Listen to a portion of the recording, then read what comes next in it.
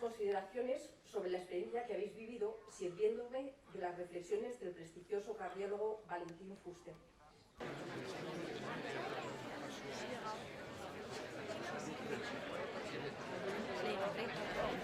Y a este ya a Javier le tenemos que dejar claramente, o sea que